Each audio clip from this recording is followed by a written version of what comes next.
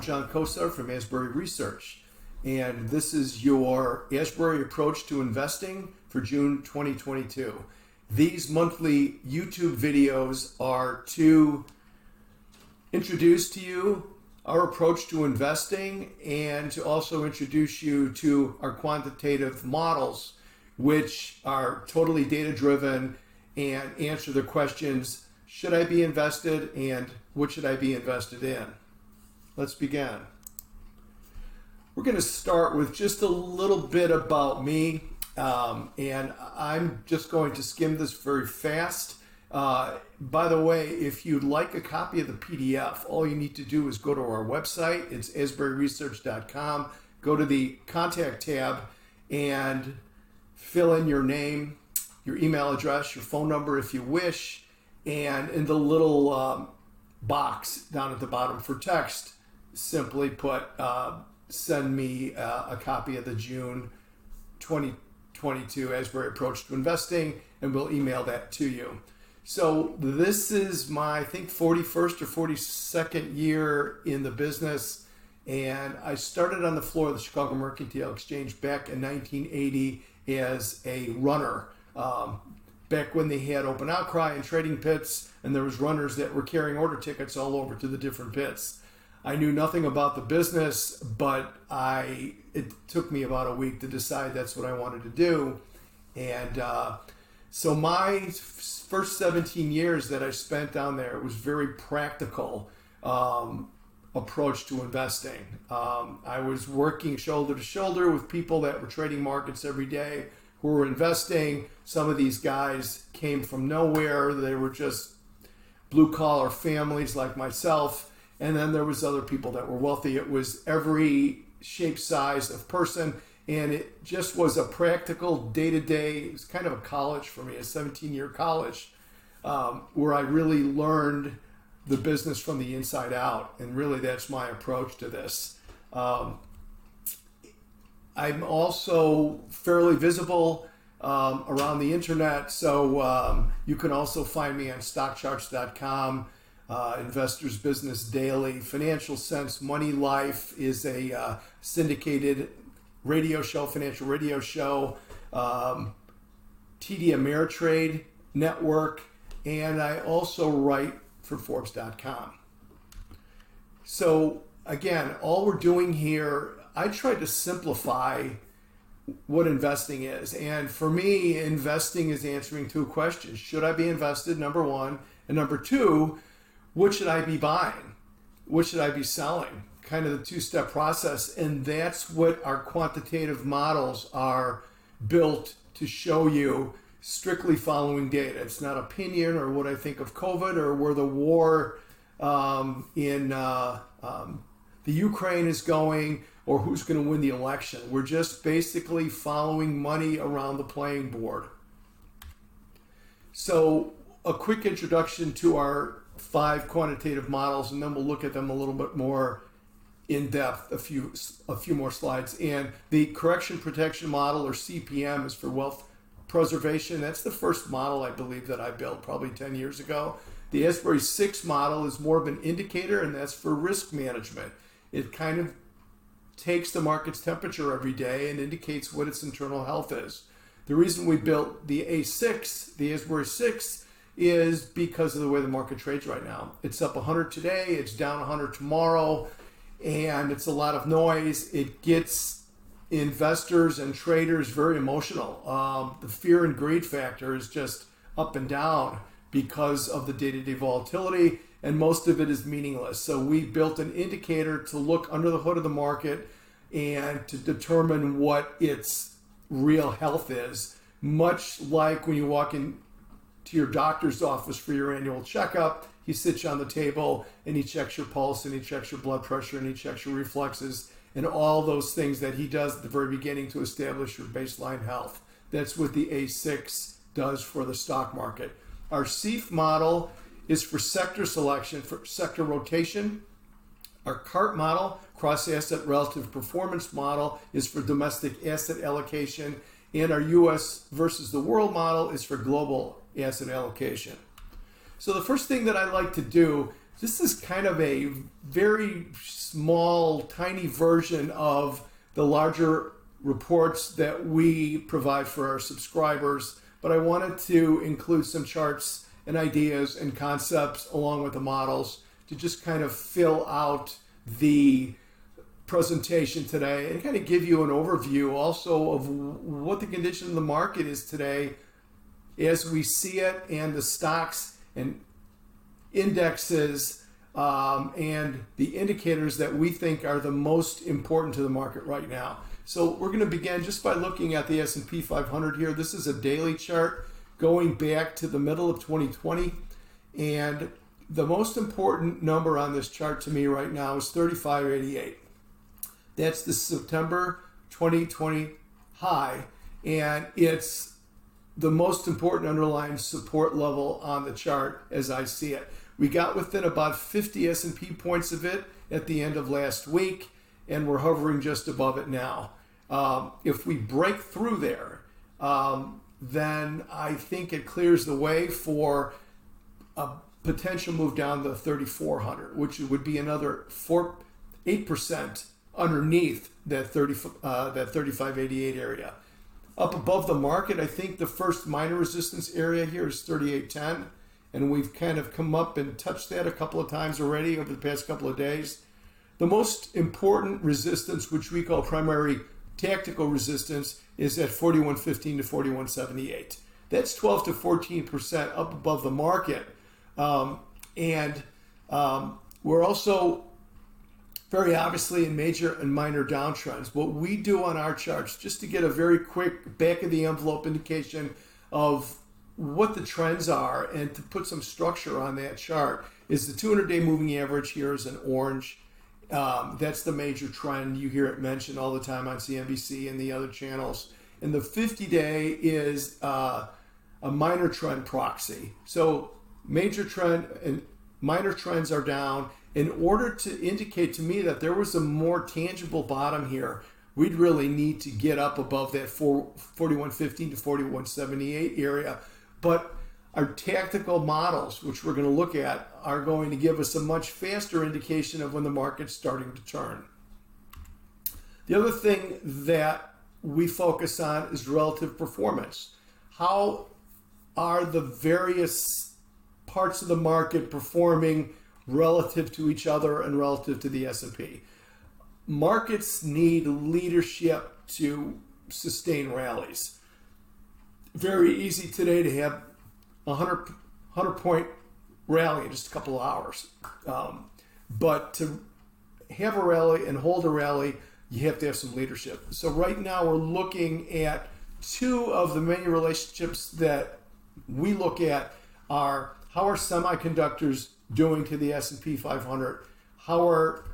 How's technology doing to the S&P 500? So here on the left is XSD. It's an ETF that tracks the Philex Semiconductor Index. And you can see with very few exceptions, it's the relative performance line, which is down in the lower panel here, has been underneath the 63-day moving average. 63 days is one business quarter. That's our strategic time period. So currently we're not getting any leadership from semis. Semis oftentimes are the first place you see leadership. So if we start to see some 63-day or strategic relative outperformance from semis, that will tell me that we might be getting an internal change where we're getting some leadership on the market, which could give us some sustainability for a broad market rally. But we aren't there yet. You could see back on June the 2nd, started outperforming, stayed there for about a week. That was just while the S&P was testing 4170 resistance. It failed right before the CPI report about a week or so ago, and the market's fallen apart since then. So no leadership from semis. Here's the NDX. This is the NASDAQ 100. It's the large cap of the two NASDAQ indexes. And that, again, with other than a little blip in the beginning of April, it's been underperforming the S&P 500 since the middle of last December, so no leadership there. Key stocks to watch. Last year, a handful of large cap stocks really drove the market. And there are some really giant aircraft carrier sized stocks that really have a lot of influence on the market, and we like to watch those really closely. One of those is Amazon. Amazon is the fourth largest stock in terms of market cap. And you can see here, since May the 6th, it's been sitting on 102.53, which is the September 2018 benchmark high and the July 2019 benchmark high. What Amazon does from 102.53 is going to have an effect on the rest of the market because it's so big. It's basically the consumer discretionary sector, because of its size. If we can hold 102.53 and move higher, that is bullish for the overall market. Doesn't mean the market has to go up, but it's going to be a large chip on the scale towards the market finding a bottom down here. If we break 102.53, however, there's really no support down here for quite a ways. So that's one individual stock that I think is going to have particular influence on the markets going forward here through the end of the month, certainly, and maybe through the end of the summer. We'll see how it actually plays out. The second one's Tesla. Tesla's been in the news every day, seemingly. They're laying off workers. The reason Tesla is important to me is because it's number 5 in market cap. And back on May the 9th, we identified a breakdown in Tesla. Tesla had been coiling sideways since November of last year, indicating investor indecision. It broke down at the beginning of May through its 200-day moving average and through the lower end of this coiling pattern, indicating indecision. That targets a move all the way down to 540, which is another 17% lower than where we are now. Tesla and Amazon are both positively correlated to the S&P 500 on a linear basis, and have been going back 10 or 20 years. So these two stocks, because of their size, they have an influence on what the S&P 500 is going to do. As long as Tesla can stay underneath this 914 area, that chart pattern pointing down to 540 is still intact. So those are two of probably a half a dozen or more stocks that we're really focusing on here, because they could potentially become leading indicators of where the broader indexes are going. Now let's talk about our CPM. Our CPM model, correction protection model, the origin of this was 10-ish years ago when some of our RIA clients asked us to build a model that would just simply be an on and off switch. Are we risk on or are we risk off? So the criteria for this was we wanted to build something that would basically give older, wealthier, and more risk-averse investors a means to trade the stock market with less risk. So we built CPM using SPY. And over the past 11 years, trading our CPM signals using SPY, it gives us a beta of 0.43 versus 1 for the S&P 500. You can see that in the middle chart up top. I'm pointing to 43 here, 0.43 versus 1.0. So the beta, half the S&P, a little less than half the S&P. So a little less than half is risky according to beta. The maximum drawdown during that period was 15% for trading the S&P or SPY, the ETF SPY with CPM signals, versus 34% for the S&P itself. And then we decided, what if we took those same CPM signals and we built some of the beta back in there by using a leveraged ETF? So we back tested trading the CPM signals with a double leveraged S&P 500 ETF, which we did down here. You can see it in the lower corner. It took our beta up to 0.85, not quite as risky as the S&P according to beta, and it took our maximum drawdown down to 30, about 30, still a little bit less than the 34. The difference is trading CPM with SPY over the past 11 years, it underperforms the S&P 500 by about 3.5% a year, which for some older investors, that's acceptable. The S&P, I think, has averaged about 13% and change a year. for the past 11 years. So it's about 3.5 less than that. But once we tested CPM with a double leveraged ETF, I already showed you it took those metrics up a little bit higher, but still not as risky as the S&P. Now the annual average outperformance over the past 11 years is 6% and change. So two different ways to use the CPM indicator, the CPM model, I should say. So the model itself has been risk off as of June the 13th. And you can see the signals here going back to 2020. It's binary. It's either risk on or risk off. And once the model turns, it's based on the close. Once the model turns, the following day, usually about 90 minutes before the opening, our subscribers will get an email indicating to them that the CPM signal has changed. Our Asbury 6 model is also a tactical model, just like CPM is, and it's a little different in that it's an indicator more than a model.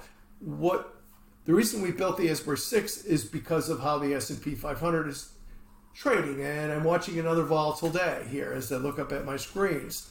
Up 100 today, down 100 tomorrow. It really affects the emotions of investors. It makes them really greedy. It makes them really afraid. Fear is typically a little stronger emotion than greed, but it's an emotional roller coaster. And frankly, a lot of older investors have trouble sleeping when they wake up one morning and their S&P 500 is up 100 and the next day it's down 100. So we built an indicator that rather than chasing the tail of the S&P 500 every day, which largely the day-to-day volume mostly now is algorithmic trading or computers trading with each other. So we built an indicator, a model that would look under the hood of the market to give us more of a true indication of what the condition of the market is, much like when you walk into the doctor's office and he sits you on the table for your annual physical and he checks your blood pressure. He doesn't just kind of look at you when you walk in and say, oh, he looks healthy, see you later, see you next year. He checks your blood pressure, he checks your pulse, he listens to your heart and lungs, he checks your reflexes, all those things he does. That's how I look at the A6, the Asbury 6 for the stock market. So we took 6 metrics, back tested them in groups.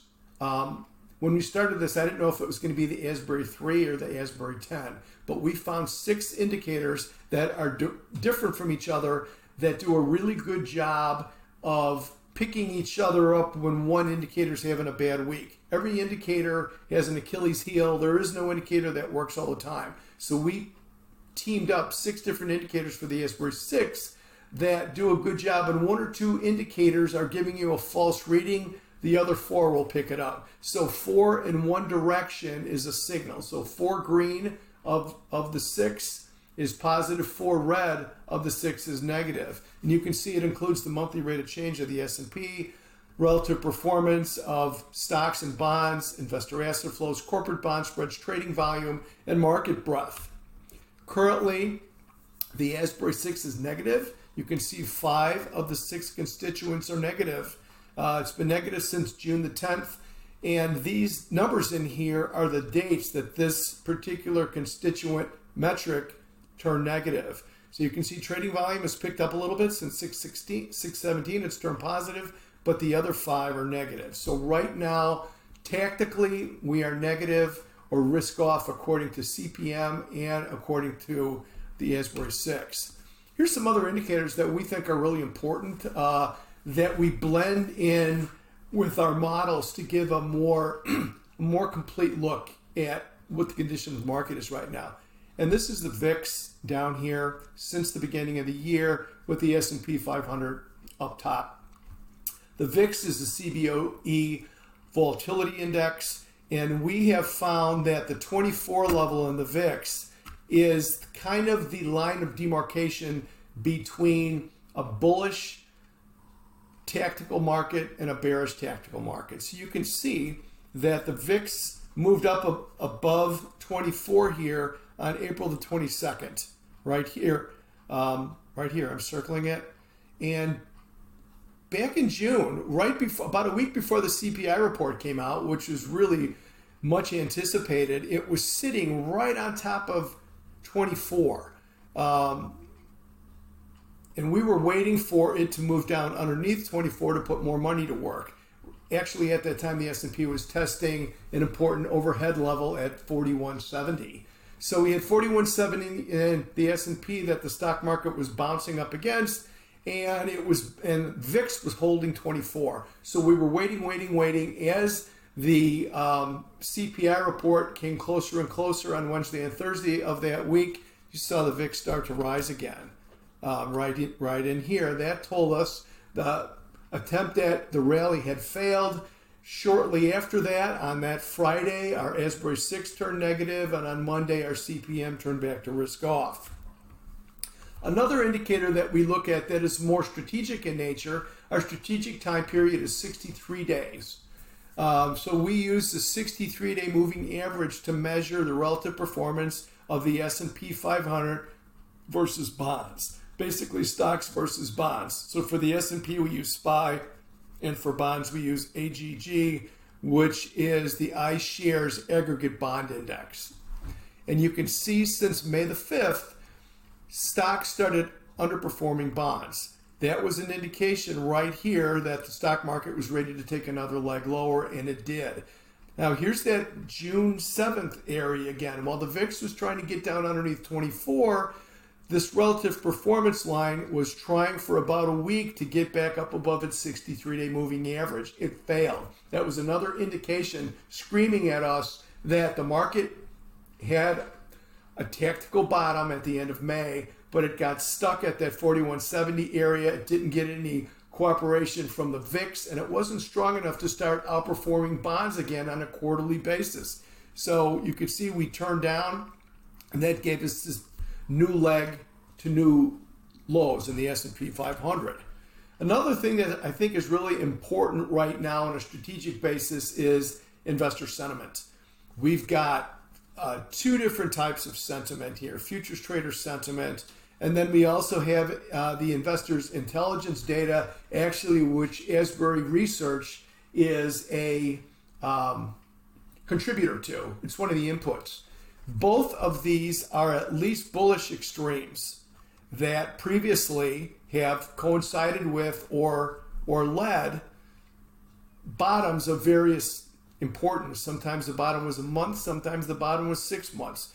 But this doesn't tell us to buy. This is not a tactical tool. This tells us within the next 1 to 2, maybe 3 months, there's a bottom in here somewhere. We're getting to the point where investors are bearish enough on the market, they're afraid enough that we could start to look for a bottom. How do we find that bottom? We use the tactical tools. We use the Asbury 6 and we use the CPM to tell us when there's another near-term bottom that could eventually be the first leg higher in these larger bottoms that you're seeing in investor sentiment.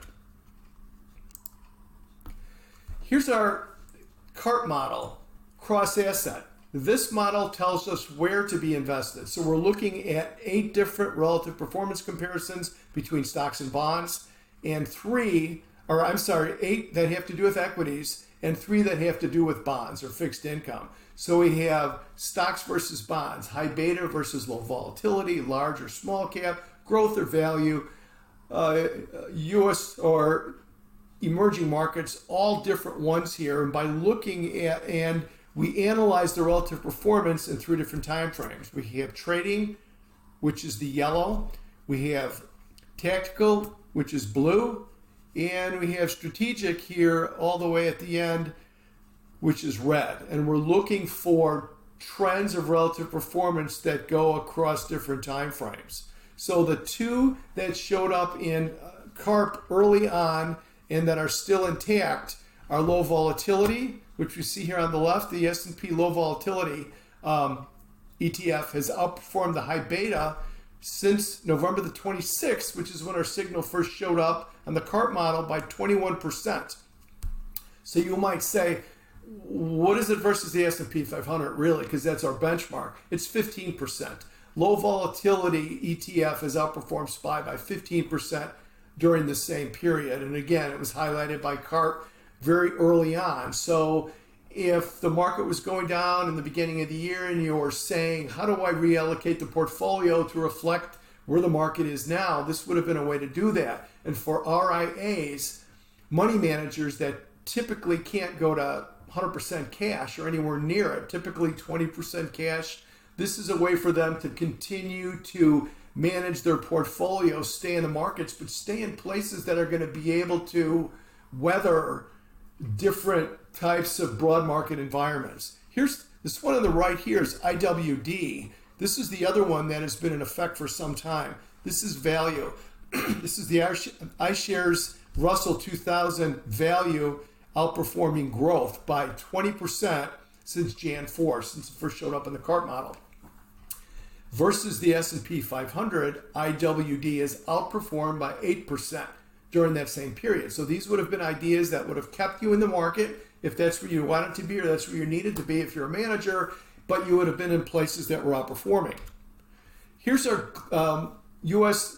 versus the world model, which is particularly important when our markets are going down. So basically, this does the same thing. It measures the S&P 500 versus 24 foreign markets. You can see them all listed here, and we'll look at them in 3 different time periods. Trading, which is 5 days, or yellow. Tactical in blue, strategic in red. And through the latest data, which is through the end of last week, 12 of the 24 foreign countries tracked by the model are outperforming the S&P 500 on both a tactical and strategic basis. These are the most important time periods. The best performing countries currently are Chile, which has outperformed SPY by 30.4% since Jan 13. That's when it first showed up on our model.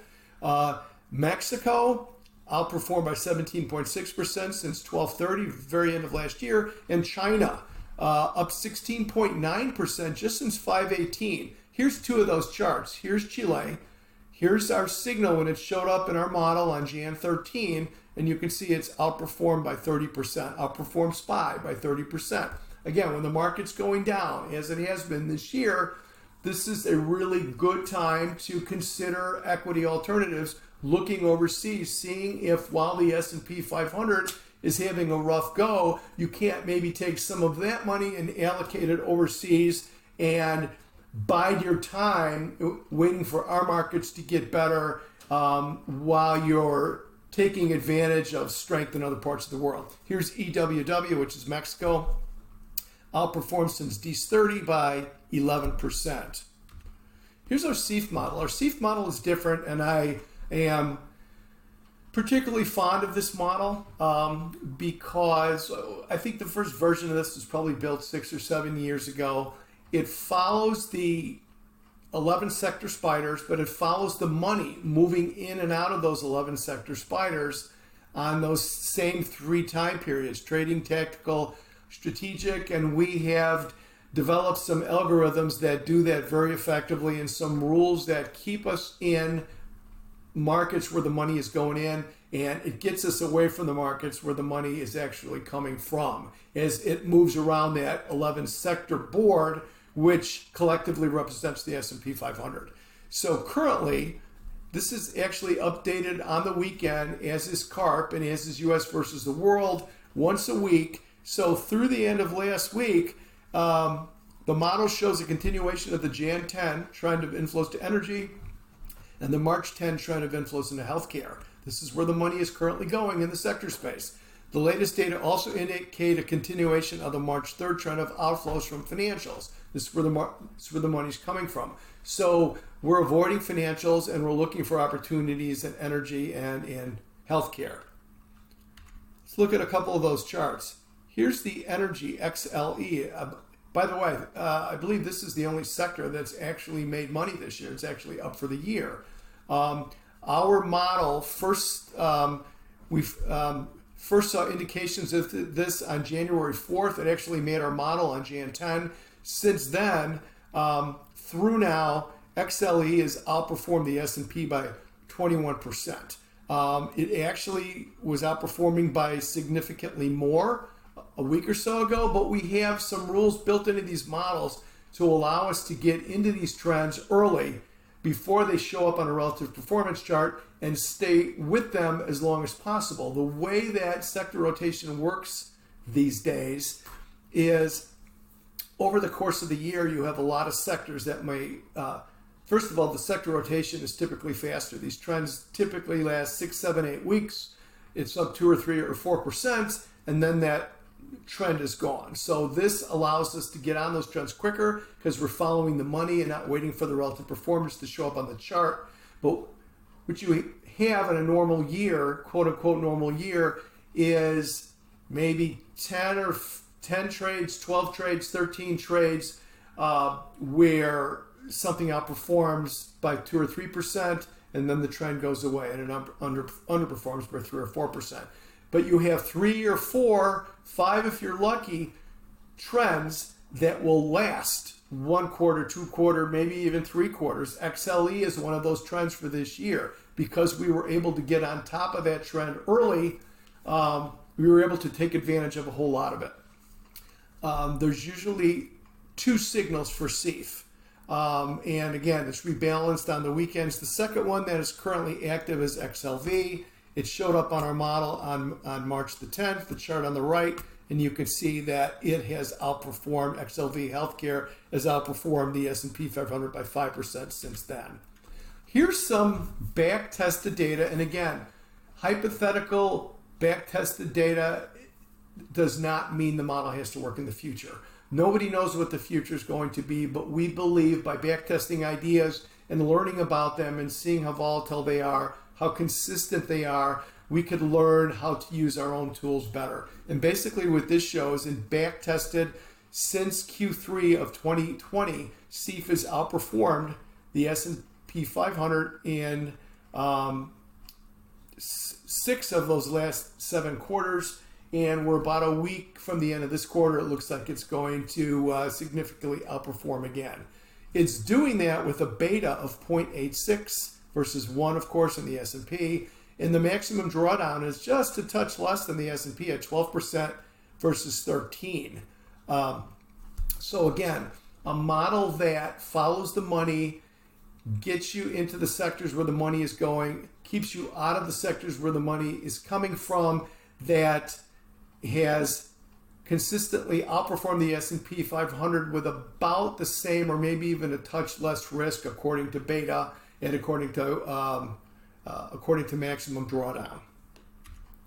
Here's a chart of SEAF since May of 2020 through the present. SEAF is green and S&P 500 is blue. You can see it overtook it here in early to mid 2021. It did that because the model gave us overweights or buy signals or overweight signals right before Thanksgiving in 2020. Financials and energy were the ones. Got on those trends early and rolled them into the spring, early part of the summer. So that's what we're looking for. We're trying to catch those 3 or 4 trends that we get. Get on the trends early and stay on them until we see that the money is going elsewhere. And that's why I think this model is so important. So there you go. A lot of information here. If you'd like the PDF, again, contact us, asburyresearch.com, and go to the contact tab for that. If you like these, we're doing these once a month. You can subscribe to our YouTube channel. And of course, if you want further information, you can contact us again, either via the website or you can call us at 888-960-0005. Hope you enjoyed the presentation. We'll see you next month.